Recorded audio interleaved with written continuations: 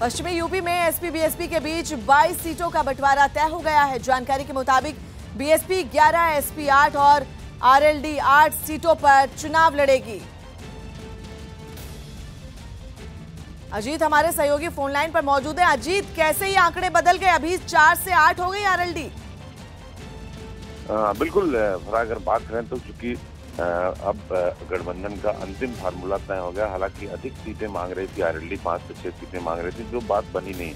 और कल जयंत चौधरी जब अखिलेश यादव से मुलाकात की थी तो उन्होंने साफ तौर पर कहा था कि हमारी बात सकारात्मक हुई थी और सम्मानजनक बात हुई है। तो निश्चित तौर पर शायद यही बात हुई होगी, क्योंकि 3 सीटें समाजवादी पार्टी की तरफ से जो कही गई थी कि 3 सीटें जिसमें बागपत है जहाँ से जयंत चौधरी चुनाव लड़ेंगे, मुजफ्फरनगर है जहाँ से चौधरी अजीत सिंह लड़ेंगे, और 1 सीट इनके लिए और छोड़ी गई थी जो मथुरा की सीट थी। इसके अलावा हाथरस की सीट पर यह फार्मूला तय किया गया है कि वहां पर प्रत्याशी तो आरएलडी का होगा, लेकिन सिंबल जो है वो समाजवादी पार्टी होगा। यानी समाजवादी पार्टी कुल 9 सीटों पर चुनाव लड़ेगी, सिंबल होगा जिसमें 1 सीट पर आरएलडी का प्रत्याशी सपा के सिंबल पर होगा। इसके अलावा जो 10 सीटें हैं वो सीधे बहुजन समाज पार्टी के खाते में गई हैं और 3 सीटें आरएलडी को दी गई है। यानी पश्चिमी उत्तर प्रदेश की 22 सीटों का साफ तौर पर बंटवारा हो गया है, 3 आरएलडी और 9 समाजवादी पार्टी, 10 बीएसपी। तो ऐसे में साफ है कि अब पश्चिमी उत्तर प्रदेश की सीटों का बंटवारा होना बाकी है। और अब जो कहा जा रहा है कि कोलकाता से रैली,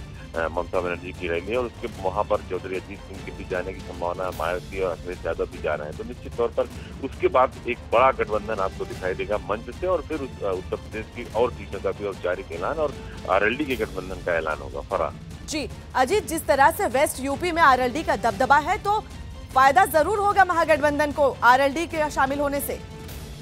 बिल्कुल, पश्चिमी उत्तर प्रदेश में इस बात का आरएलडी का एक तरीके से टेस्ट कैराना के उपचुनाव में हो चुका था, और जहां पर जाट और मुस्लिम एक साथ कभी नहीं आते, दोनों एक दूसरे के बड़े विरोधी माने जाते हैं। लेकिन तबस्सुम जो समाजवादी पार्टी की प्रत्याशी थी कैराना में, उन्हें आरएलडी के सिंबल पर लड़ाया गया था, यही टेस्ट करने के लिए क्या ये दोनों जातियां एक साथ आती हैं। तो अब पश्चिमी उत्तर प्रदेश का जो नया समीकरण बना उसमें जाट और मुस्लिम, ये 3 बड़ा वोट बैंक होता है जो 40% से ऊपर जाके गिरता है। तो निश्चित तौर पर महागठबंधन को इससे बड़ा फायदा होने वाला, और चौधरी अजीत सिंह की ताकत एक बार फिर बढ़ेगी इस गठबंधन के माध्यम से। जी, बहुत बहुत शुक्रिया अजीत आपका। कर्नाटक के मंड्या में मकर संक्रांति पर जश्न मनाने के लिए सड़कों पर उतरे लोगों ने बैलों के साथ जानलेवा खेल खेला। इस दौरान कई बैलों को आग के बीच से दौड़ाया गया और यह सब परंपरा के नाम पर हुआ। ऐसी परंपरा जिसमें बेजुबानों की जान की कोई कीमत नहीं, बस लोगों को तो अपने खेल से मतलब था। इस जानलेवा खेल को खेलने के लिए बड़ी संख्या में लोग इकट्ठा हुए थे।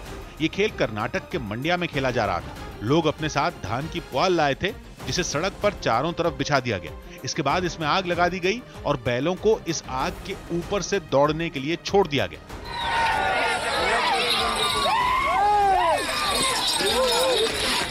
बैलों के साथ लोग भी आग के ऊपर से दौड़कर दूसरी तरफ जा रहे थे। देखकर लगा ही नहीं कि इस जानलेवा खेल में किसी को भी डर था। एक के बाद एक कई लोग बैलों के साथ आग के बीच से निकलते जा रहे थे। आग भयानक हो चुकी थी और लपटें तेजी से ऊपर उठ रही थी। लेकिन यह जानलेवा खेल जारी था। बैलों के साथ कई लोगों ने भी अपनी जान जोखिम में डाल दी। लोग चीखते चिल्लाते हुए इस खेल का जश्न मना रहे थे।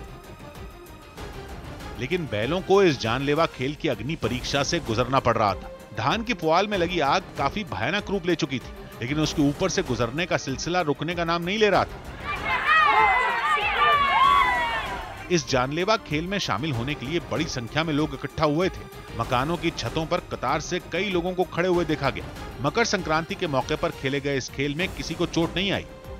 तमिलनाडु के मदुरई में भी परंपरा के नाम पर जल्लीकट्टू खेल खेला गया। पोंगल के दौरान खेले जाने वाले इस खेल पर सुप्रीम कोर्ट ने रोक लगा दी थी, लेकिन राज्य सरकार ने अध्यादेश लाकर इस खेल को फिर से शुरू करवा दिया, जिसे देखने के लिए बड़ी संख्या में लोग जुटे थे। कार्यक्रम वाली जगह के पास बने मकानों की छतों पर भी जगह नहीं बची थी। जल्लीकट्टू खेल शुरू होने के साथ बैलों पर काबू पाने की कोशिश शुरू हो गई। अलग अलग टीमें एक एक कर मैदान में आईं। इनमें जो टीम पीली टी शर्ट पहनकर उतरी उसे बैलों ने खूब दौड़ाया। इस टीम के लोग एक बैल के ऊपर चढ़ गए और उसे गिराने की कोशिश करने लगे, लेकिन वो बैल उन्हें घसीटते हुए आगे तक ले गया। दूसरी कोशिश में भी वो नाकाम रहे। इसी तरह जब दूसरी टीम उतरी तो उसने भी बैलों को पकड़ना शुरू कर दिया। एक आदमी तो बैल को पकड़कर लटक ही गया, लेकिन बैल ने उछलकर उसे नीचे गिरा दिया। सुप्रीम कोर्ट की रोक के बाद दोबारा शुरू हुआ यह खेल प्रशासन की देखरेख में हो रहा है।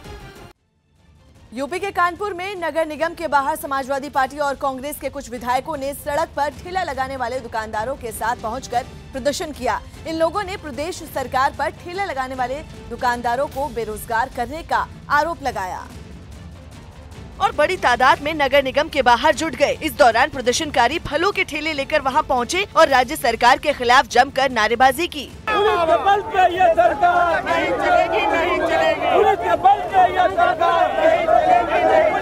कुछ देर बाद हंगामा कर रहे प्रदर्शनकारी सड़क पर बैठ गए, जिसकी वजह से वहां गुजरने वाले लोगों के लिए रास्ता बंद हो गया। जबकि कुछ प्रदर्शनकारी एक गाड़ी पर बैनर लेकर वहां बैठे नजर आए। इस दौरान कुछ प्रदर्शनकारियों ने हाथों में तख्तियां ले रखी थी, जिन पर राज्य सरकार से उन्हें अलग जगह देने की मांग लिखी थी। गरीबों की लड़ाई है। हम लोगों को ठेला ठेलने वालों को लगाने के लिए एक वेटिंग जोन बनाना चाहिए। वेटिंग जोन बना के उनको वहीं लगवा के उनका फिर व्यापार चालू कराना चाहिए। हंगामे को बढ़ता देखकर वहां कुछ पुलिस वाले पहुंच गए और प्रदर्शनकारियों को शांत करते नजर आए। फिरोजाबाद में एम्बुलेंस ड्राइवर की पिटाई। यूपी के फिरोजाबाद में कुछ लोगों ने मरीज को उतार रही एक एम्बुलेंस के ड्राइवर की जूतों से पिटाई कर दी। आगरा में ताजमहल की सुरक्षा में सेंध लगाते हुए एक ड्रोन प्रतिबंधित इलाके में कई मिनट तक उड़ता रहा।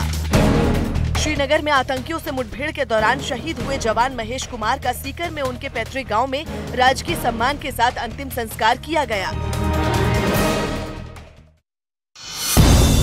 यूपी के गोंडा में प्लेटफॉर्म पर ठेला लगाने वालों ने पुलिस पर पिटाई का आरोप लगाते हुए हंगामा किया। उत्तराखंड के हल्द्वानी में अवैध खनन से जुड़े लोगों का वन विभाग की टीम से मारपीट करने का एक वीडियो सामने आया। यूपी के मुरादाबाद में पुलिस ने आरटीआई एक्टिविस्ट की हत्या के मामले में एक एसपी नेता और एक बदमाश को गिरफ्तार कर लिया। महाराष्ट्र के पुणे में एक ऐसा रोबोट लॉन्च किया गया है जो सड़क के नियमों का पालन करवाने में ट्रैफिक पुलिस की मदद करेगा। राजस्थान के उदयपुर में स्वाइन फ्लू के 5 नए मामले सामने आए हैं, जबकि एक मरीज की इलाज के दौरान मौत हो गई। बिहार के जमुई में नक्सलियों ने 2 लोगों की गोली मारकर हत्या कर दी। हरियाणा विधानसभा में नेता प्रतिपक्ष अभय चौटाला ने दिल्ली में बीएसपी अध्यक्ष मायावती से मिलकर जींद विधानसभा के उपचुनाव की रणनीति पर चर्चा की। राजस्थान के कोटा में झूठे मुकदमे दर्ज किए जाने का आरोप लगाते हुए बीजेपी कार्यकर्ताओं ने जमकर हंगामा किया। महाराष्ट्र के लातूर में मां की मौत का सदमा बर्दाश्त नहीं कर पाने पर बेटे ने मां की चिता के साथ खुद को कार में जिंदा जला लिया। 26 जनवरी के मौके पर आतंकी संगठन जैश-ए-मोहम्मद एक बार फिर बड़ी वारदात को अंजाम देने की तैयारी में है। हालांकि खुफिया विभाग को उसकी साजिश का पता चल गया, जिसके मुताबिक जैश-ए-मोहम्मद के सरगना मसूद अजहर ने अपने भतीजे हुजैफा समेत 3 बड़े कमांडरों अब्दुल रशीद गाजी, मोहम्मद उमर और मोहम्मद इस्माइल को हमले का जिम्मा सौंपा है। खबर है कि ये चारों आतंकी उत्तरी कश्मीर के किसी इलाके में छिपे हुए हैं, जो गणतंत्र दिवस और उसके बाद फरवरी में अफजल गुरु की बरसी के दौरान किसी बड़े हमले को अंजाम दे सकते हैं।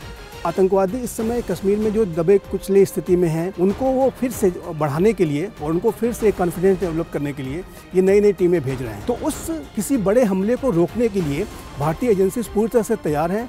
हालांकि अलर्ट मिलने के बाद न केवल जांच एजेंसियां सतर्क हो गईं, बल्कि सेना ने भी सर्च ऑपरेशन छेड़ दिया, क्योंकि मसूद अजहर के भतीजे हुजैफा के साथ मौजूद अब्दुल रशीद गाजी, मोहम्मद इस्माइल और मोहम्मद उमर अफगानिस्तान युद्ध में हिस्सा ले चुके हैं। इसलिए सुरक्षा बल की ये कोशिश है कि इन चारों खूंखार आतंकियों को वक्त रहते ढेर कर दिया जाए।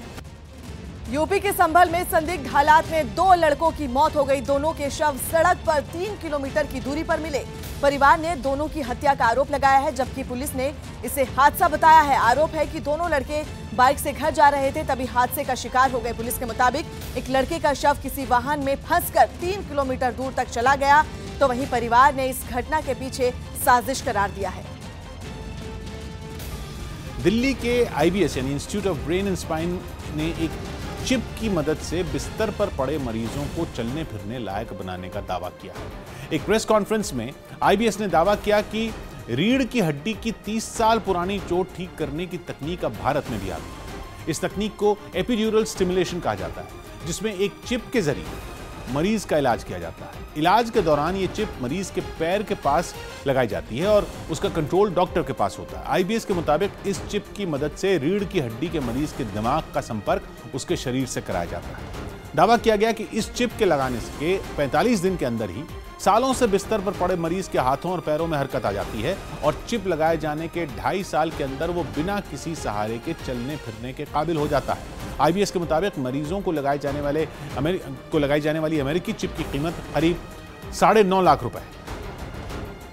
वहीं आईबीएस के डॉक्टरों का यह भी दावा किया कि चिप लगाने के कुछ साल बाद मरीज को चिप के बिना आम जिंदगी जीने की आदत हो जाती है। It has a battery component which has to be changed after 9 years, but these people will not require a battery change because after 2.5 to 3 years they will not require the device. They will be able to move independently without the help of device. Delhi के ख्याला इलाके में एक आदमी ने 3 लोगों पर चाकू से हमला कर दिया, जिसमें एक महिला की मौत हो गई। आरोप है कि वहां रहने वाले 2 परिवारों में मामूली बात को लेकर झगड़ा हो गया, जिसके बाद एक आदमी ने पड़ोस में रहने वाले एक दूसरे आदमी पर चाकू से ताबड़तोड़ कई हमले किए। इस बीच इलाके में शोरगुल सुनकर वहां लोग जमा हो गए, लेकिन किसी ने भी बीच बचाव की कोशिश नहीं की। आरोपी उस आदमी पर चाकू से तब तक हमला करता रहा जब तक वो जमीन पर नहीं गिर गया। इस झगड़े में घायल आदमी की पत्नी की मौत हो गई, जबकि उसका बेटा बुरी तरह जख्मी हो गया।